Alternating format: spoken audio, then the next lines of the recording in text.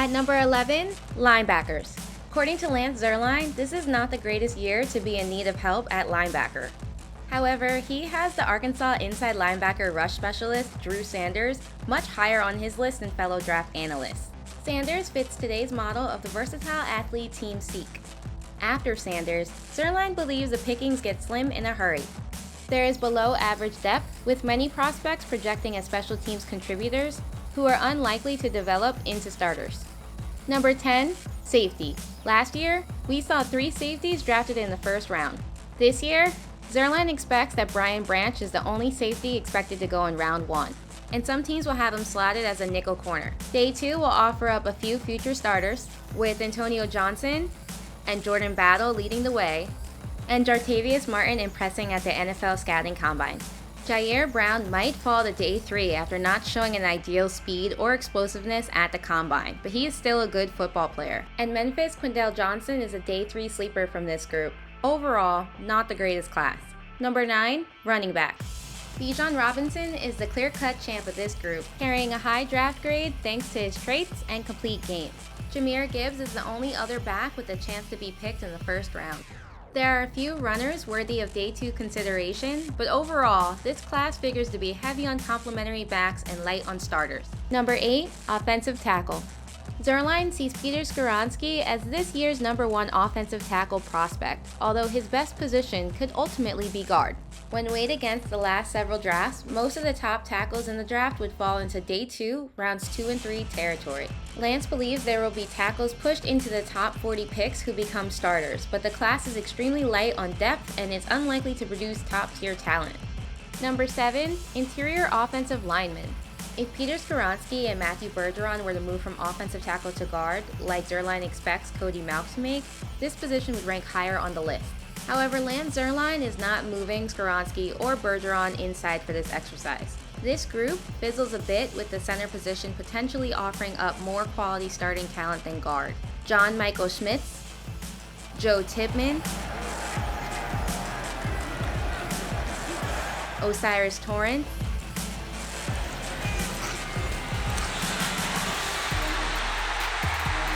and Mauch are all headliners here. Steve Avila is just a step down from that group, but he is also headed for a starting role in the NFL. It gets a little trickier finding future first stringers beyond the first 70 picks. Number 6, interior defensive lineman. This group features Jalen Carter, one of the most talented players in the draft, but it's light on prospects projected to become either star-level players or high-end starters. Mazi Smith and Siaki Ika are large, powerful men with good athleticism. They're ready to clog the middle, while Kalijah Kancey is a small but explosive penetrator with a higher ceiling and lower floor due to his size.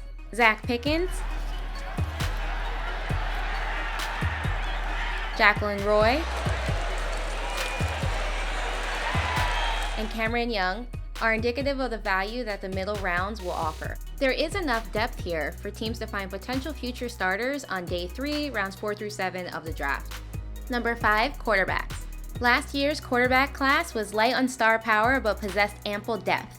Zierlein has 5 quarterbacks carrying starter level grades this year. Bryce Young, CJ Stroud, Anthony Richardson, what a play by Richardson. A ball fake to keep it alive. Will Levis, and Hendon Hooker.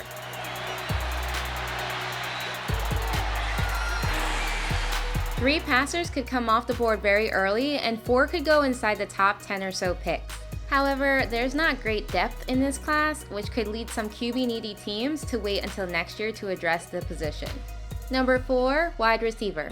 This year's group of wide receivers reminds Zierlein of the 2016 class, which saw Corey Coleman, Will Fuller, And wide open is Fuller for the touchdown.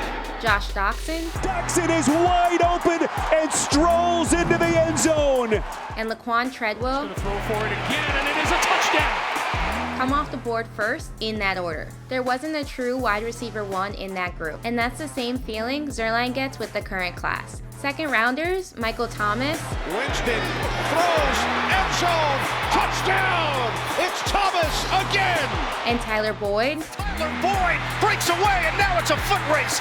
Boyd will take it for the touchdown. became two of the best receivers drafted in 2016. We could see a similar pattern develop from the 2023 crop.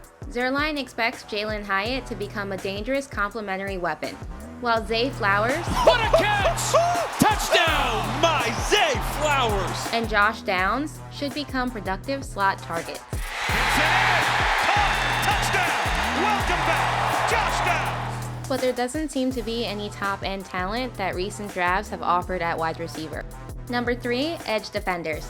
If your team is looking for an edge defender, you should hope it addresses the position within the first 75 picks, because the depth will start to diminish after that point in the draft. Will Anderson Jr. and Tyree Wilson have high-end potential, and there is a nice collection of future starters with size and/or explosiveness within the first 2 rounds.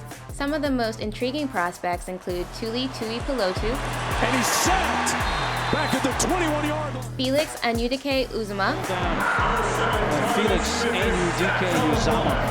and Isaiah Foskey, who should go in the 2nd round. KEION White has the versatility to play inside or outside. Here, he is classified as an edge defender, which strengthens this position group.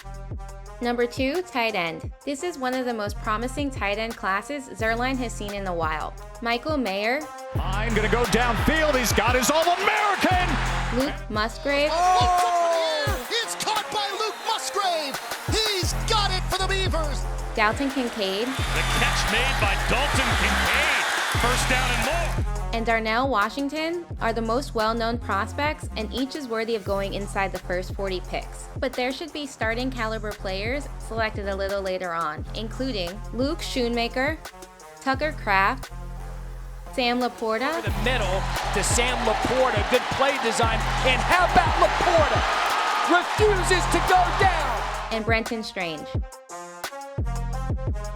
Number 1, cornerback. We saw 12 cornerbacks go in the first 3 rounds last year, including Defensive Rookie of the Year, Sauce Gardner. Sauce Gardner's got it. There may not be a Sauce in this year's class, but there appears to be a higher number of players who will be starting in the NFL. In fact, there will be big, long, explosive perimeter cornerbacks available in each of the first 4 rounds. Expect Christian Gonzalez and Devin Witherspoon to be the first 2 players drafted at the position, but we should see 5, maybe even 6 taken in the first round.